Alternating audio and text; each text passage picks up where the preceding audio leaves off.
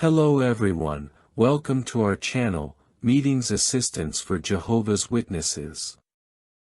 I hope you are all doing well. This new week, we are going to prepare for the comments in the section, Digging for Spiritual Gems. We are in the week of February 17th to 23rd, during which we will analyze the book of Proverbs, chapter 1. Let's begin.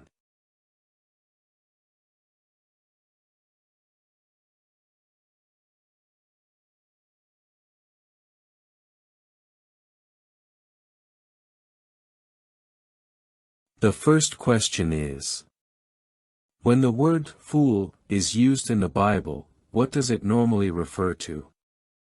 Before answering the question, let's read the Bible verse. Open book Proverbs 1:22 says, "How long will you inexperienced ones love inexperience? How long will you mockers enjoy mocking? And how long will you fools hate knowledge?" Alright, so the answer to the question is: in the Bible, the word fool does not refer to someone who lacks intelligence, but rather to a person who chooses to ignore Jehovah's wisdom and do whatever they want without considering the consequences. Proverbs 1:22 mentions those who enjoy their foolishness and reject knowledge. It's like when someone receives good advice but ignores it because they think they know better. In the end, that attitude only leads to problems that could have been avoided. Additional comments. Jehovah warns us that the fools in the Bible are those who reject his guidance and refuse to learn. It doesn't mean they are incapable of understanding, but rather that they choose not to. It's like a student who has all the tools to learn but refuses to use them because they think they already know everything. In contrast, a wise person listens, accepts correction, and strives to improve. That is what Jehovah expects from us. Let's move on to the next question. What spiritual gems have you found about Jehovah, the ministry, and other topics in this week's Bible reading? Open book Proverbs 1:5 says, "A wise person listens and takes in more instruction, a man of understanding acquires skillful direction." Alright, so the comment is: this verse shows us that a wise person does not believe they know everything but is always willing to learn. To do this, we must carefully listen to Jehovah's advice and to those who help us spiritually. It's like a good student who pays attention in class and follows the teacher's instructions. If we apply this attitude in life, we will make better decisions and avoid many problems. Let's move on to the next comment. Proverbs 1:7 says, "The fear of Jehovah is the beginning of knowledge. Only fools despise wisdom and discipline." Alright, so the comment is: this verse teaches us that true wisdom begins when we respect and obey Jehovah. It's not just about learning things but about applying his advice in our daily lives. It's like following the instructions of a trusted doctor. If we do what they recommend, we will be well. The same happens with Jehovah. If we put into practice what he teaches us in the Bible, we will avoid problems and make better decisions. Let's move on to the next comment.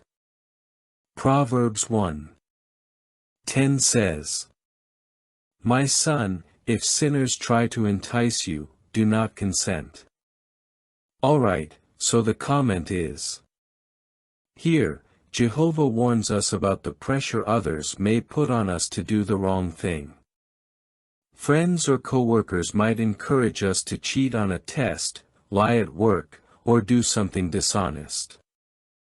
It may seem like a small thing, but if we give in, we could lose others' trust, and most importantly, Jehovah's trust. This verse reminds us that we must be firm and say, no, because following the right path always leads to better outcomes. Let's move on to the next comment. Proverbs 1:19 says, "Such are the ways of everyone who is greedy for dishonest gain, it takes away the life of its owners." Alright, so the comment is, here, Jehovah warns us about the dangers of seeking riches at any cost, even through dishonest means. Many people want to make money quickly, even if it means deceiving or harming others, but in the end, this only brings problems and suffering. It's like someone who steals from their job, thinking they won't get caught, but when they are discovered, they lose their job and their reputation. Instead, if we are honest and follow Jehovah's principles, we will have a clean conscience and His blessing. Let's move on to the next comment. Proverbs 1:23 says, "Accept my discipline, and I will pour out my spirit on you, I will make my words known to you."